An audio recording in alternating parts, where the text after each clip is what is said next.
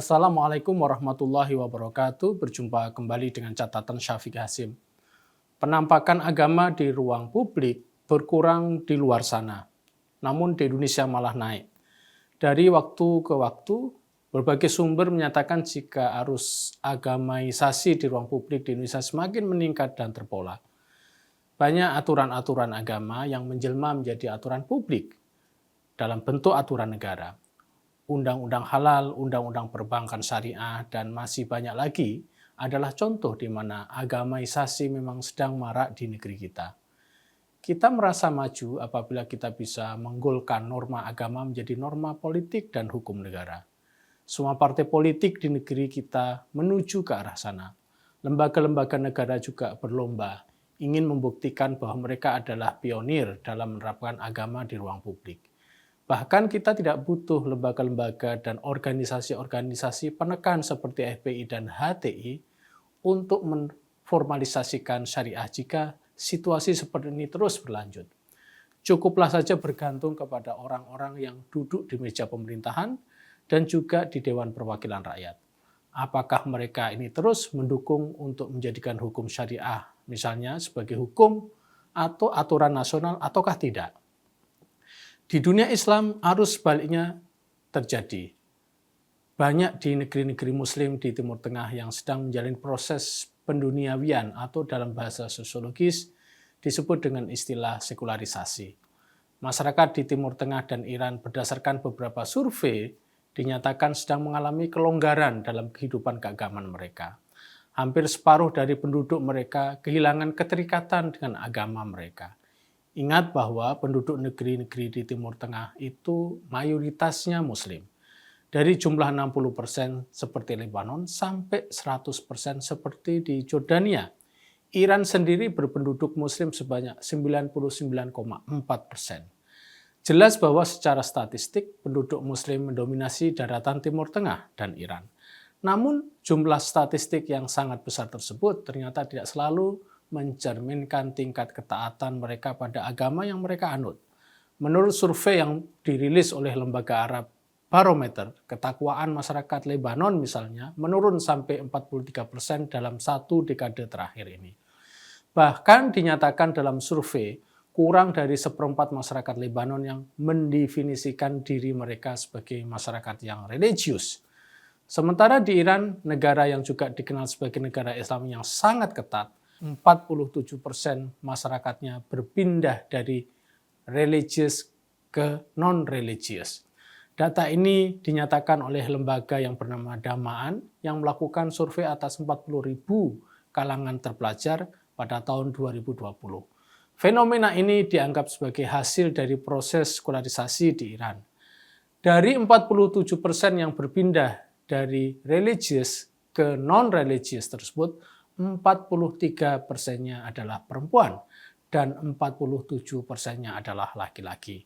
Lalu dari 47% yang berpindah dari agamis ke non-agamis, 57%-nya memiliki umur 20-29 tahun, 46% berumur 30-49 tahun, dan 40% berumur 50 tahun ke atas. Jelas dari segi umur, mereka yang menyatakan perpindahan dari sikap yang religius atau agamis ke sikap yang non-religius atau non-agamis bisa dikatakan banyak dari kalangan anak muda, dan ini merupakan warning atau peringatan bagi masyarakat agama di Iran tersebut.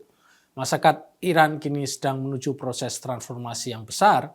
Masyarakat semakin meningkat literasinya secara spektakuler dan urbanisasi yang meningkat dan lain sebagainya, yang semua ini mendorong proses penduniawian atau sekularisasi. Semakin meningkatnya sekularisasi di negara-negara Timur Tengah dan Iran, yang notabene Muslim itu mendapat persetujuan dari seorang ahli sosiologis yang sangat terkenal, Ronald Inglehart, yang telah melakukan survei atas 100 negara dari tahun 1982 sampai tahun 2020. Menurutnya, sekularisasi terjadi secara umum di negara-negara Timur Tengah tersebut. Bahkan untuk negara-negara seperti Tunisia, Iran, dan Maroko, fenomena nons, di mana banyak kalangan yang tidak mau mengidentikan diri mereka kepada agama atau keyakinan mereka itu cukup fenomenal. Jelas apabila dibandingkan dengan situasi di luar tersebut, dengan situasi di dalam di Indonesia, fenomena nons di atas jelas berbanding terbalik. Di Indonesia, khususnya dalam era pandemi, religiusitas mengalami kenaikan yang cukup signifikan. Menurut survei Kemenak, masyarakat Indonesia semakin religius, yang jumlahnya sekitar 81% pada tahun 2021. 97% masyarakat Indonesia merasa jika agama bisa memberikan jawaban atas persoalan-persoalan yang dimunculkan oleh COVID-19 misalnya. Karenanya berdasarkan data survei di atas jelas benar adanya apabila ada yang mengatakan bahwa negeri kita Indonesia semuanya diukur dan dilihat sebagai serba agama. Maksudnya serba agama ini mungkin adalah hal-hal yang sebenarnya mungkin tidak ada kaitan langsung dengan agama, itu dilihat sebagai agama. Contoh terbaru kita adalah masalah rendang babi. Sepintas orang berpikir, apa kaitan antara rendang babi dan agama? Mereka yang tidak terbiasa berpikir serba agama, maka akan jatuh pada kesimpulan tidak ada korelasi agama dan rendang babi.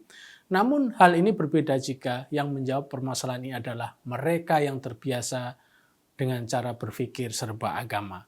Lalu bagaimana dan di mana letak keterkaitan dua hal tersebut? Pertama, rendang adalah masakan khas Minang dan orang Minang dikenal sebagai masyarakat yang taat pada agama. Kedua, rendang oleh masyarakat Minang dibuat dari daging sapi alias dari daging hewan yang halal. Karenanya jika mereka melihat ada orang yang mencoba membuat daging babi untuk rendang, maka mereka langsung mengatakan itu penghinaan atas orang Minang. Menjadi serba agama itu apa salahnya?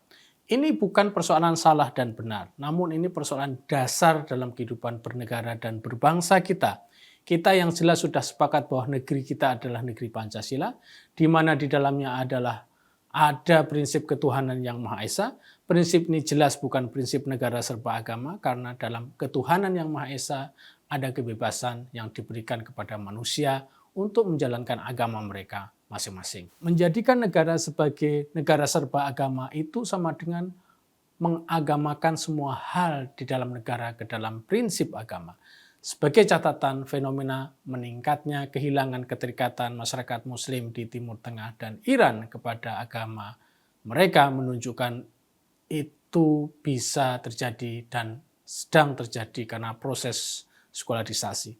Selain itu ada peran dari negara mereka yang terlalu banyak melakukan formalisasi dan memaksakan agama di ruang publik mereka. Jadi kehilangan keterikatan pada agama bagi mereka adalah merupakan protes pada negara mereka. Lalu apakah kita mau ke arah yang demikian? Jawabnya pasti tidak. Demikian, wassalamualaikum warahmatullahi wabarakatuh.